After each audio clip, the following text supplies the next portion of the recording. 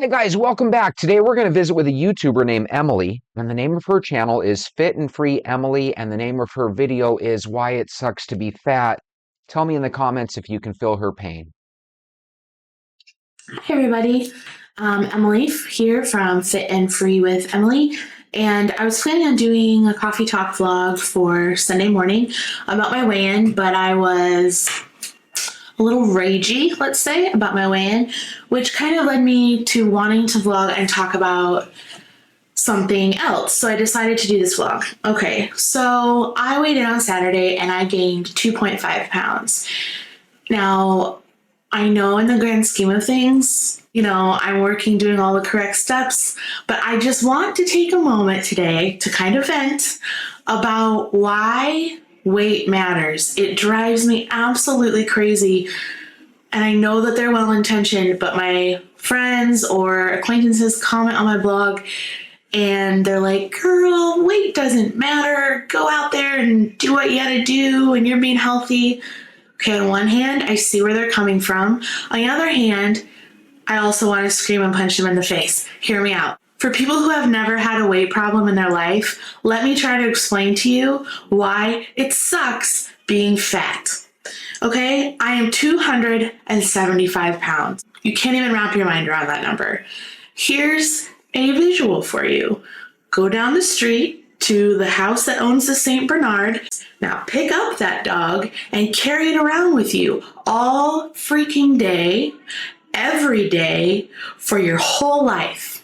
And then tell me it doesn't matter. It's so insensitive to tell somebody that it doesn't matter what you weigh. I mean, I understand from an emotional standpoint. I'm not even touching this because emotionally, you need to work on the inside stuff, which I am. But from a absolute physicality of being overweight, every pound matters. I'm sorry.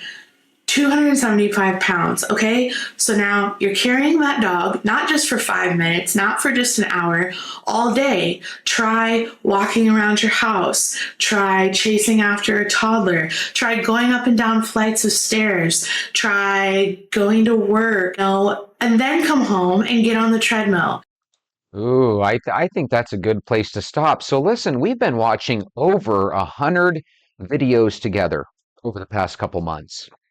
And we've heard success stories, we've heard fail stories, we've heard a lot of ups and downs. But I haven't heard anyone use this angle before. Now, I've heard it in real life, right? But the idea is when you're overweight, you really are carrying around a giant Saint Bernard everywhere you go. And that is challenging. And I never thought of it from the standpoint of you're living your normal life, which is already challenging because you have this extra weight. And now you come home and society is expecting you to do an extra walk and some extra push-ups and sit-ups. So I didn't really think about that. So I apologize to Emily. Those are legit things that I think we should always consider for people. I never looked at it that way. Joints hurt, okay?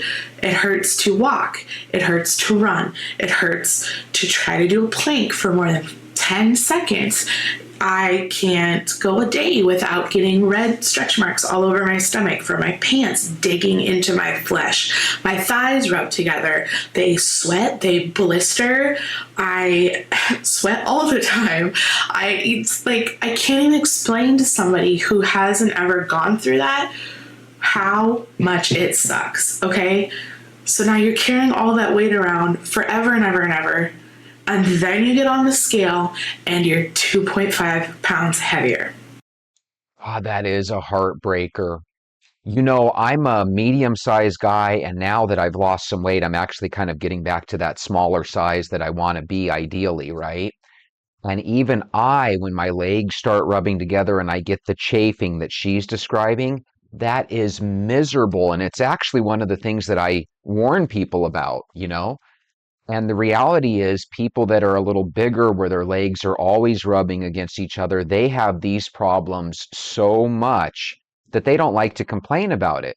But you need to know if your walking partner is a little bit larger than you, he or she might be going through this and just they don't want to mention it to you. So, try to be kind and try to empathize with people when they're dealing with certain issues that you might not be used to dealing with yourself. So I'm not going to start apologizing for being upset when I see a gate on the scale. I'm going to be upset because my hard work is not paying off the way that I want it to. And I don't mean for this vlog to be like I hate myself and everybody who's fat is sad and people who are skinny don't understand. That's not the point of this. The point of this is where I'm coming from. This is my life, okay?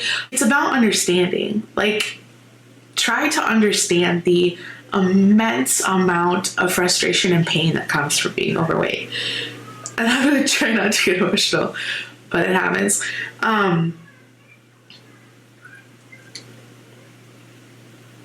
Every day is really hard.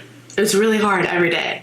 Every day I have that weight to carry around. It's not just hard when I'm working out or just hard when I feel like binging. It's hard when I'm doing everything right. It's really hard to not give up. Why don't I just not try? Why don't I just sit around and relax and not worry about taking the stairs every day and not worry about hitting the treadmill every day and not worry about trying to motivate myself and others to be healthy? Why don't I just stop that?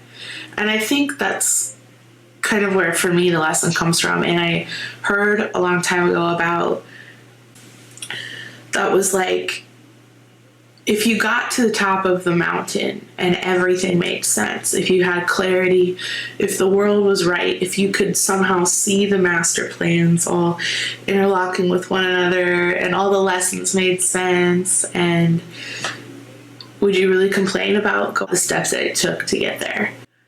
But there's no other option. There's no other option for me. If I'm going to be this weight forever, despite any efforts, I will be the healthiest obese person of all time. But just know that if I gain weight, I'm gonna be pissed off, okay? Sometimes it feels good just to vent and get it out. So Emily, when you say that's it, that might be that might be all it takes to make you feel better. A lot of times the bigger person thinks that if they get smaller, their problems are going to be gone, right? And oh, life will get better if I'm just a little healthier and smaller, right? And the short man says, oh, if I was a little bit taller, I could really just dominate this world, right? The ugly person wishes they were good looking. The poor person wishes they were rich, right? We always have things that we think are going to make us happy. And the reality is, a lot of times, the thing that's holding you back is the man in the mirror, right? So, what I always tell people is if you go on a daily walk, a lot of times you can cope with the fact that your weight isn't dropping off as fast as you'd like. You can cope with the fact that you're not quite 6'4" like you were hoping you'd grow up to be, right? You can cope with the fact that you don't have 4, 5, or 6 figures in your savings account like you really hope that you could, right? And more importantly, you can start to take control of your life because there are some problems that you can actually tackle and defeat when you're on your walk. I can't make you taller, but I can help you lose some weight. Why don't you go grab your shoes? Let's go for a walk.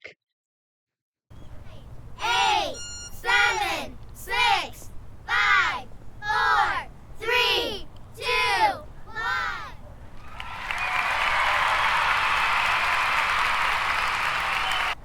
Good morning, venters. Oh my God, guys, 110 every day this week. And that equates to a morning temperature of basically 92 or 93 every time I'm walking. But it is what it is. We can complain, or we could say, hey, it doesn't get much hotter than this. If we can handle this heat, we're probably going to be pretty good. Now, the interesting thing is we're in June, so July is usually the hottest month, and August is usually pretty warm too, so we'll see what happens here. I hope you guys are doing well, though. We are on day 14. Hey, good morning. How's it going? Good. How are you, man? Good, good. What's you doing there? I'm doing a YouTube channel. Oh, that's awesome. What did you call it? Walk, Talk, Vent. Check it out. I will, man. Have a good one.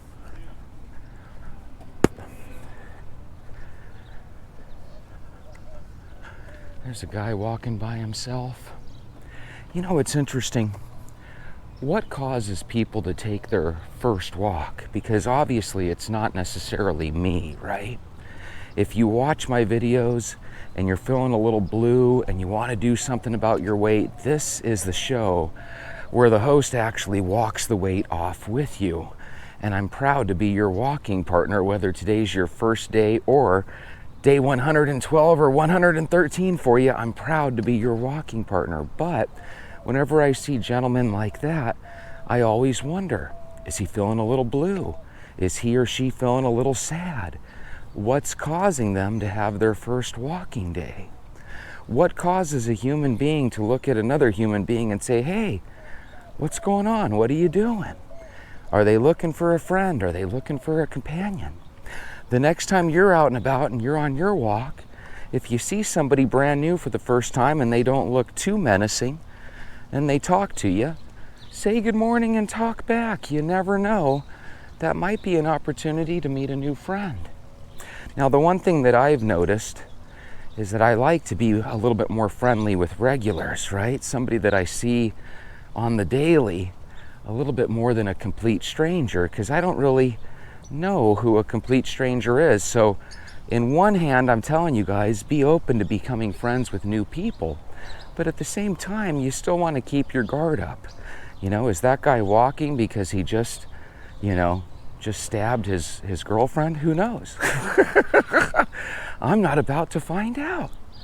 But the moral of the story is, be open to meeting new people. And if you see somebody walking regularly and they want to strike up a conversation with you, guess what? That might be your new permanent best friend. That might be your new permanent walking partner. Or it could just be somebody that said hello in the morning. Start off your day by doing something positive and nice and saying hello back. Again, that guy I just passed, he could be depressed as all hell, and he might be in a situation where he feels like the world has just turned against him. I don't think that would be a good time for me to just ignore him and walk on by like I didn't hear him. And it never hurts to just look over and tell somebody good morning, that you recognize their existence, right? And you never know, that little recognition might be all they need to go on with their day without wanting to do something horrible against themselves or others. So just something to think about. Talk to strangers, but still keep your guard up, you know? Jesus. Little things annoy me. I don't know if you heard that, but a guy just honked his horn for like 10 or 15 times in a row. It's like, geez Louise, enough. A gentleman by the name of Mike Scotland began picking up litter to help his mental health. Depression began to set into Mike's brain and mind and soul in his late 20s, and he began contemplating suicide one day when he was down by the River Don in Aberdeen, Scotland, which I thought was a little interesting that he lives in Scotland and his name is Mike Scotland, right?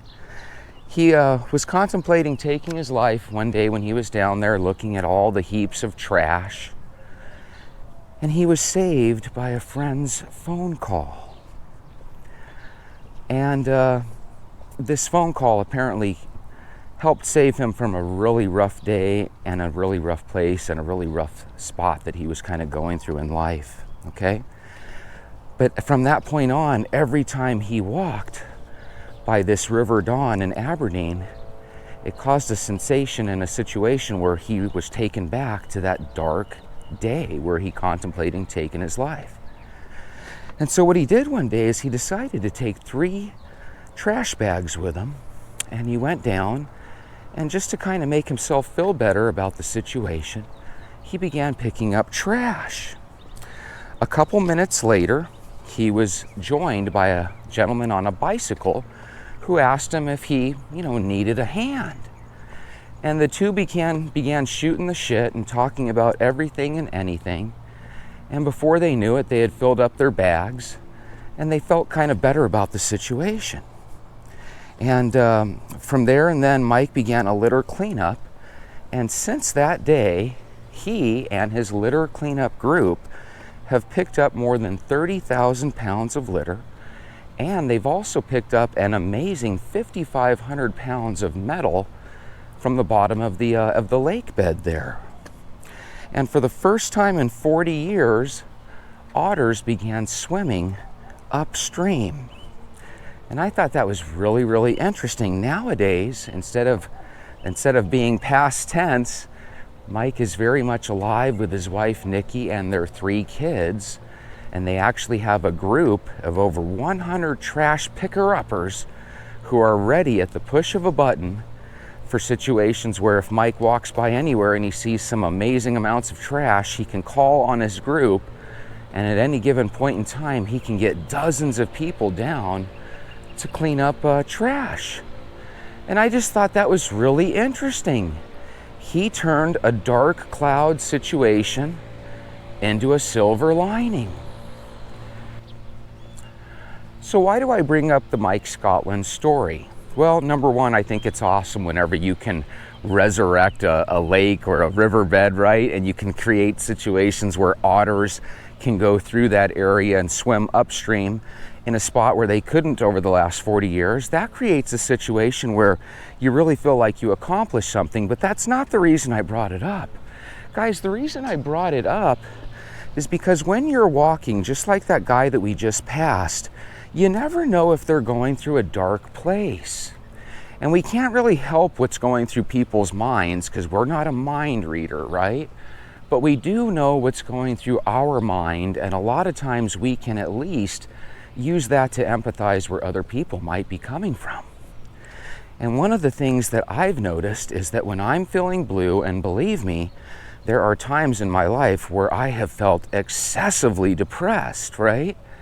And a lot of times my walk was able to at least uplift me to a point where I could make it through that particular day.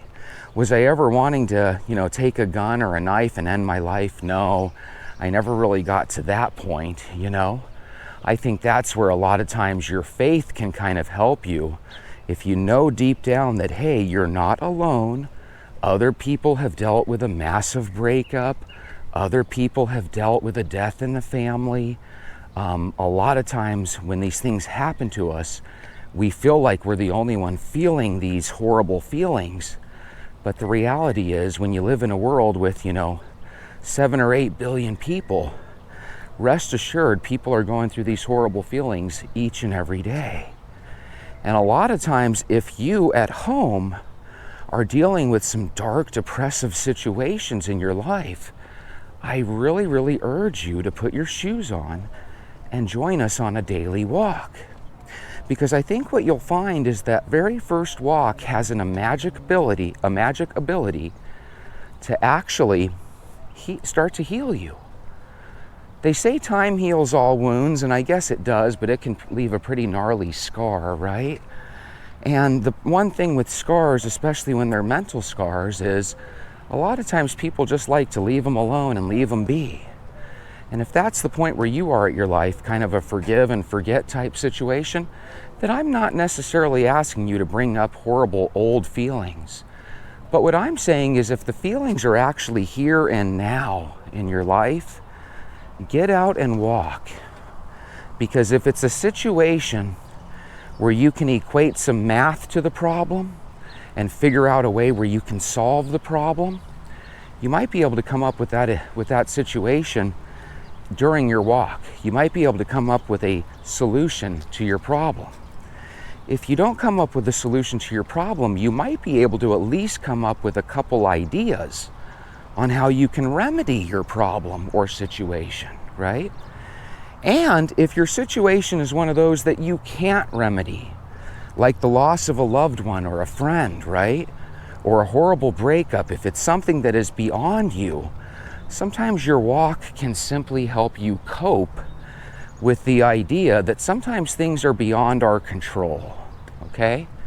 If there are things that you can't control and they're ruining your life, then maybe I need to talk with you a little bit about Stoicism. Stoicism is the subtle art of not giving a crap, okay? You can apply it to a lot of things. I don't care if people think that my daily walk is a pain in the butt. I don't care if me avoiding sugar and avoiding soda makes everybody else in the family miserable, right? Now, the reality is, if it makes people's life miserable that you're dieting, exercising, you should care. But at the same time, they should understand that regardless of how challenging it's made it for people in the home that you live with, you still need to do it. You don't really have a choice. You got to try to be the healthiest you can be. Otherwise, you might be leaving your family too soon, and we don't want to have that. We want to have it where you can go out and kind of deal with your problems. And if one of your problems is your physical health, then let's tackle that problem head on. Well, how do we do that, Jesse? Well, we decide that not only are we going to take that walk on that very first day, which, by the way, if this is your first day walking, I'm so proud of you. It's not easy to walk with a guy on a YouTube channel, right? But the reality is, I'm willing to walk with you every day. And if it takes us 100 days to walk off that weight, I'm here for you. But if it takes us 300 or 600 or 1,000 days, I'd still like to be here for you.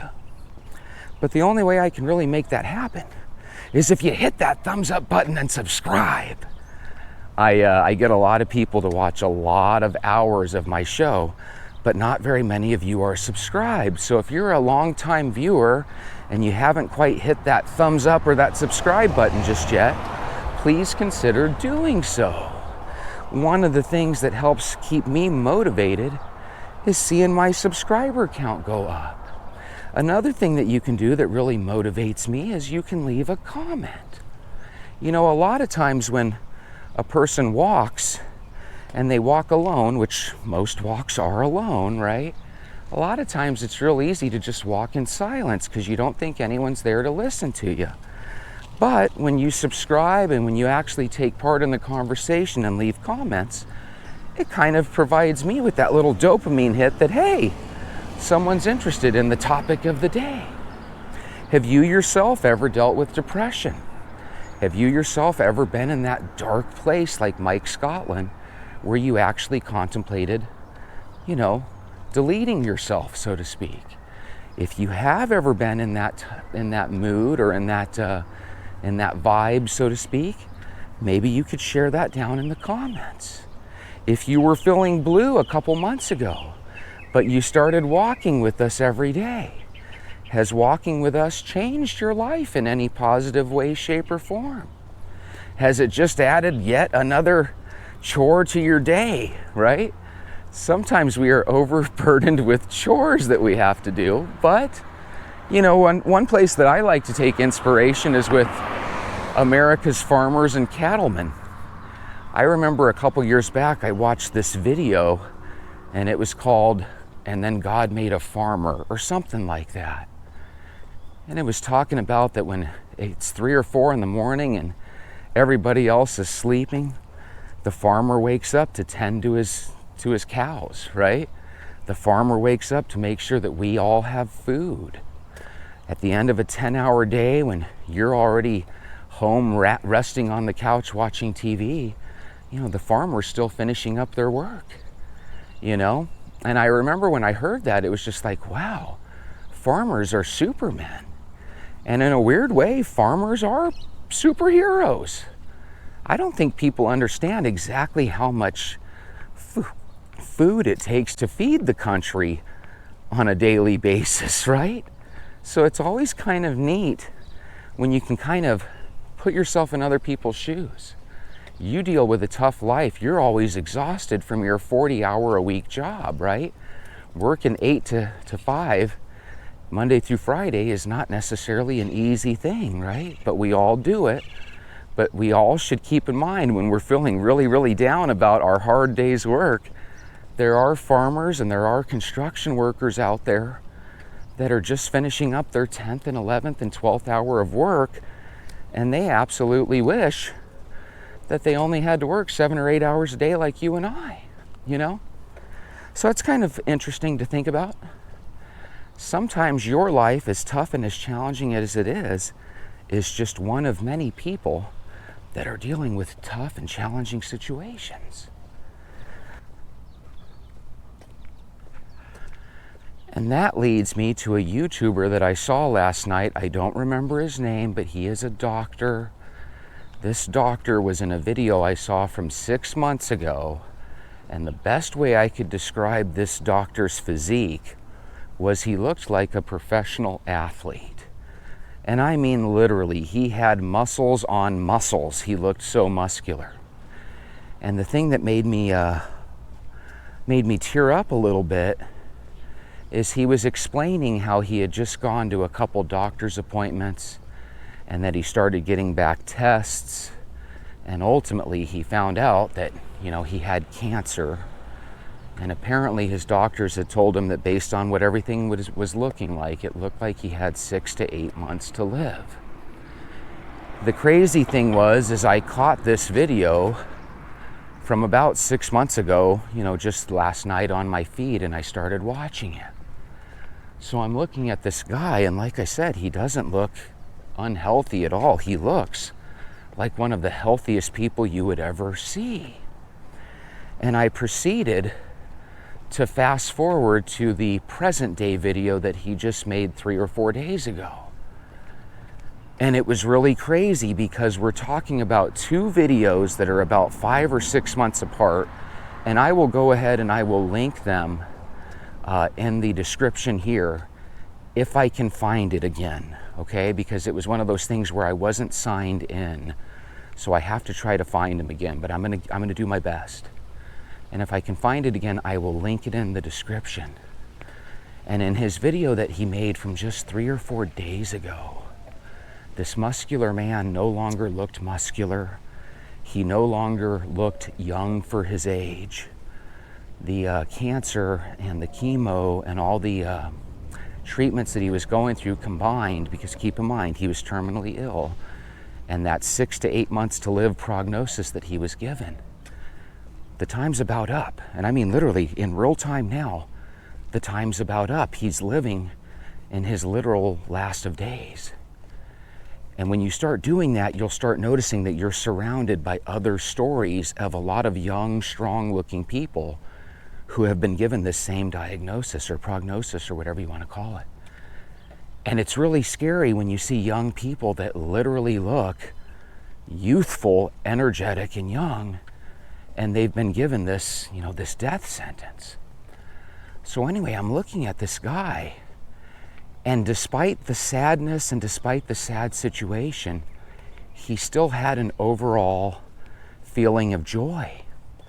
And he was saying that while I believe this will be my last video, I promise you that if it's not my last video, if I have the ability and strength, I will come back with one last or a couple more final updates.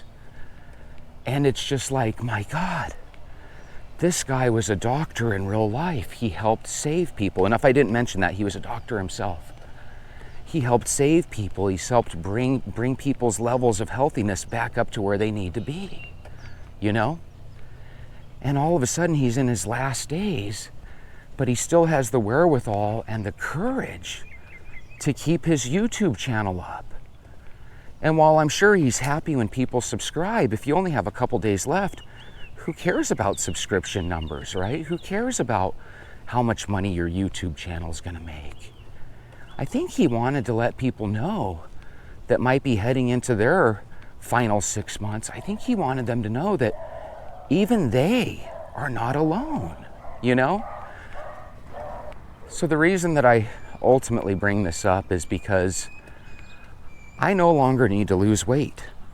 I mean, I want to continue to lose weight, right? And I'll still be doing my weigh-ins and stuff. And I'll still tell you guys if I find something like Skinny Pop where I end up binging on popcorn or something goofy, right? Because we all do these goofy things. The difference is, just as I tell you guys not to stress out and feel guilty, when I finish off a bag of Skinny Pop, instead of feeling guilty, you know what I do? I go get a big glass of ice water and I down the ice water and I tell myself, well, no big deal. I'm going on a walk here in a couple of hours. And then before you know it, I'm walking off those last couple bites of Skinny Pop that I ate. And that's how I think you should be too. Don't get down in blue when you eat a little bit of extra. Just drink a little extra water and go on an extra 10 or 15 minutes on your walk. Problem solved. Get rid of that guilt. So anyway, the strength that this gentleman shared in his final days. And it's so surreal because we're in the now and this guy is going through this now. So again, I'm hoping that I can find the videos again so I can link them. If you're the type that things like this get you sad, you know, I'm not telling you have to watch the video, but if you want to see how strong this guy is, and what he's willing to do is such a beautiful thing, because like I said, you know, most of the times you watch YouTubers, they're trying to get you to subscribe to their channel. In this gentleman's case, I think his ideals are a little bit larger than just becoming a, you know, more popular YouTuber. And it's really, really interesting because, again, if you could see this guy from just 6 months ago, he looked like a professional athlete. And if you see him now, you know, he looks like somebody that aged about 10 or 15 years. And he looks like he's about, I don't know, probably 30 or 40 or 50 pounds lighter than he was. He had a look of somebody that was about 200 pounds. Now he looks like he's about 130 pounds.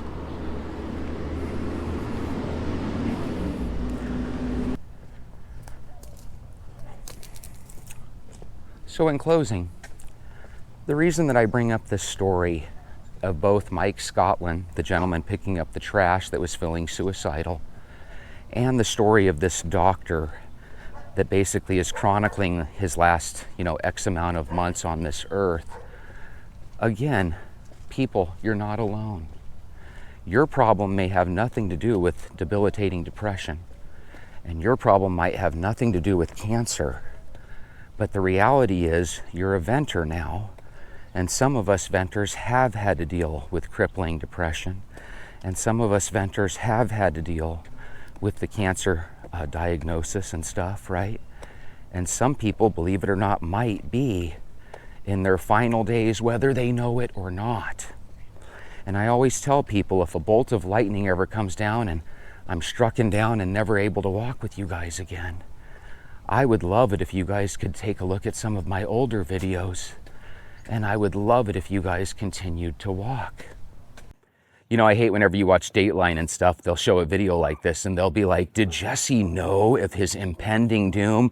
No, I reject that. I'm not trying to call on any impending doom. I'm simply stating that I believe walking is so important that I want you guys to continue walking forever, okay? Just like the doctor that's passing away. He knew that he could go into a doom and gloom state and just pass on, right? Because he had been given how long he should live, 6 to 8 months. But at the same time, there's a piece of him that wants to share his story. And when you take off the money potential, right? Because who cares if you earn money if you only got a couple days to live, right? He's obviously sharing his story for the bigger purpose that there might be people in the future that need to be able to click onto his video to see what he's going through so it can better prepare them for what they're about to go through. God bless them. I hate for people to even have to go through that, and to know that there's people of all ages out there that can get horrible diagnoses like this. Very, very sad and very disheartening. But at the same time, one of the things that we can do is we can at least give it our best effort to be in the best shape that we can. And that's the thing you'll notice when you take a look at this doctor's videos. I don't know how you get in better shape than he was. He was in amazing shape.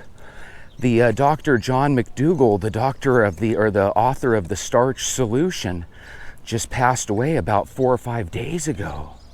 And I just found out about it yesterday, and it was really weird because I just did a video on The Starch Solution, like I want to say 2 or 3 weeks back. You never know when you're going to take your last breath. And even though John McDougall was a whole foods and a plant-based foods vegan, you know, he died at age 77. He changed his life because apparently as an 18-year-old kid, he had some sort of stroke or seizure that kind of made him not so healthy when he was a young man. But he decided to eat well and take control of his life, and he was able to make it to 77. But I'm sure there's some people out there that'll say, hey, that doesn't sound very special. I don't know if I want to be a vegan if I'm only going to live to 77. But I'm telling you, if you take a look at a lot of vegans out there, a lot of times they make it into their 80s, 90s, or 100s. But just because somebody drops dead or kicks the bucket, as I like to say it, it doesn't mean that the words that come out of their mouth are worthless. You know, so again, if anything ever happens to me, I would be really disappointed if you guys decided to just throw away your walk. Keep walking. It's a beautiful thing. And I'll tell you what, these walks help keep me in the moment. I'm able to think about a lot of things, so while I complain about how the hands of time spin so fast in this life, my walk is a place where things kind of slow down for me. And I think your walk could do the same for you. Is life going a little too fast? Are things a little bit too stressful and hectic? Take a walk. It's a time when things kind of slow down. So anyway, I was literally in somebody's driveway just stealing their shade while I was changing my battery, and they came out of their house, so I was like, hey, I just want you to know I was in your shade, but it was just because I was changing my battery on my camera. But guys, very important, if you're on week number 2 with me, if you're on day number 14 or 13 or 12, I want you to start considering extra credit. What is that, Jesse? Well, if you're walking for 20 or 30 minutes a day, I want you to see if today at work you could maybe take a little 15-minute walk and add to it. If it's super duper hot, maybe you could see if you could wake up a little bit earlier and add an extra 10 or 15 minutes to your walk. If you're on 4 cans of soda a day, maybe you could make this the week where you cut that down to 2 cans of soda a day. And if you're having trouble drinking water, here's a homework assignment for you. I want you to drink water for breakfast, lunch, and dinner, and I want you to start drinking a glass of water in between those meals as well. Let's see if we can get you up to 5 or 6 glasses of water a day. And even if you're having trouble quitting soda, just by staying hydrated, maybe you won't be thirsty enough to reach for that 4th or 5th soda. And that's a baby step, that's a start, that's extra credit. Have a wonderful day. I'll see you guys tomorrow.